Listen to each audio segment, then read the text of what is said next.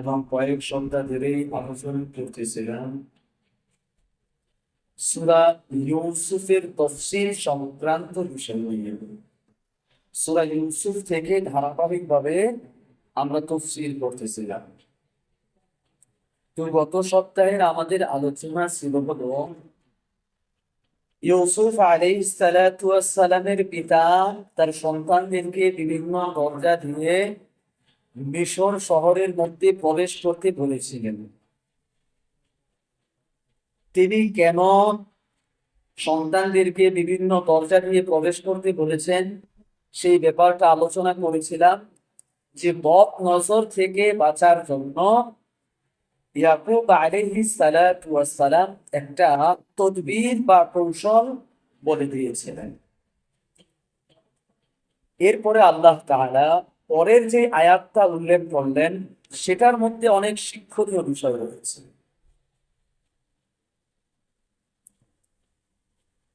আল্লাহ তাআলা পবিত্র কুরআনুল কারীমের মধ্যে বলেন, ওয়ালাম্মা দাখালু মিন হাইসু আমারাহুম আবুহুম, তারা যখন তাদের পিতার আদেশ অনুযায়ী এরকম এক একজন এক এক দরজা দিয়ে প্রবেশ করলেন,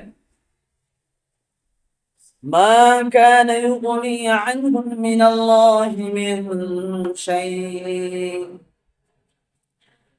তাদের পিতার এই যে এক এক দরজা দিয়ে এক একজন প্রবেশ করার কথা বলছেন কেন? বিপদ থেকে বাঁচার জন্য, ঠিক না? আল্লাহ তাআলা বলেন যে তারা আল্লাহ তাআলা নির্ধারিত তাকদীরের বিরুদ্ধে গিয়ে কিছুই করতে পারলেন না। আল্লাহ তাআলা তাকদীরের বিপরীতে তাদের এই তদবির কোনো কাজেই আসলো না।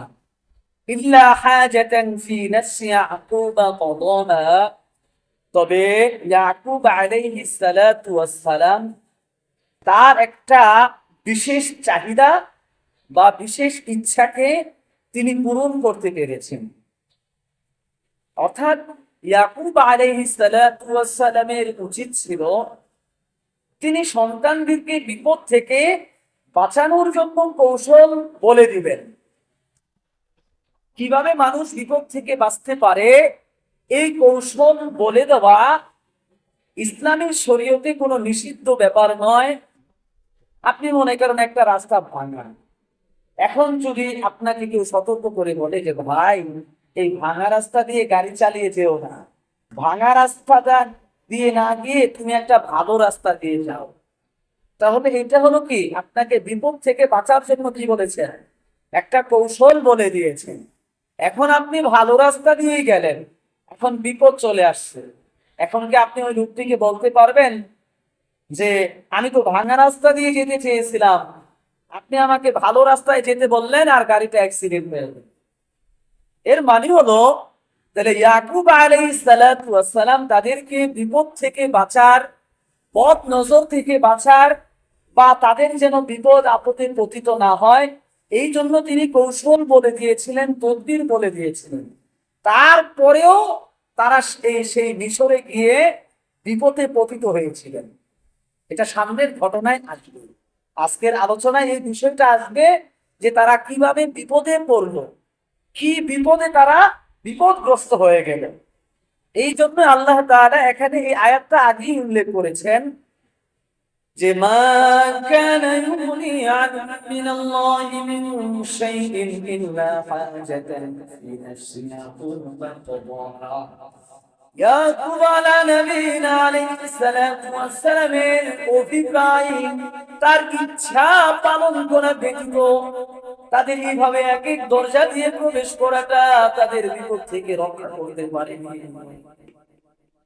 وَإِنَّهُ لَذُو عِلْمٍ لِّمَا عَلَّمْنَاهُ وَلَٰكِنَّ أَكْثَرَ النَّاسِ لَا يَعْلَمُونَ।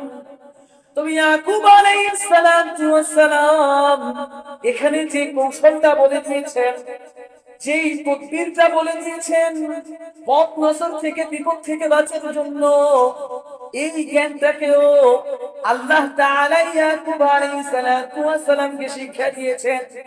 আল্লাহ বলেন ওয়াইন্নাহু লাযু ইলমিন, তিনি জ্ঞানী ছিলেন, লিমা আল্লামনাহু, আমি তাকে যেই জ্ঞান শিক্ষা দিয়েছি সেই জ্ঞানে তিনি জ্ঞানী ছিলেন। ওয়ালাকিন আকসারুন নাসি লা ইয়ালামুন, তবে অধিকাংশ মানুষ তা জানতে পারে নাই। তাহলে দেখুন, আল্লাহ তাআলা এই কোরআনের মাধ্যমে যেরকম আমাদেরকে বদনজর থেকে বাঁচার কৌশল শিক্ষা দিয়েছেন, রাসূলুল্লাহ সাল্লাল্লাহু আলাইহি ওয়াসাল্লামও আমাদেরকে বদনজর থেকে বাঁচতে আমাদের অনেক কিছু শিক্ষা দিয়েছেন এবং পৃথিবীতে বদনজর সত্য এটাও বলেছেন, ঠিক না?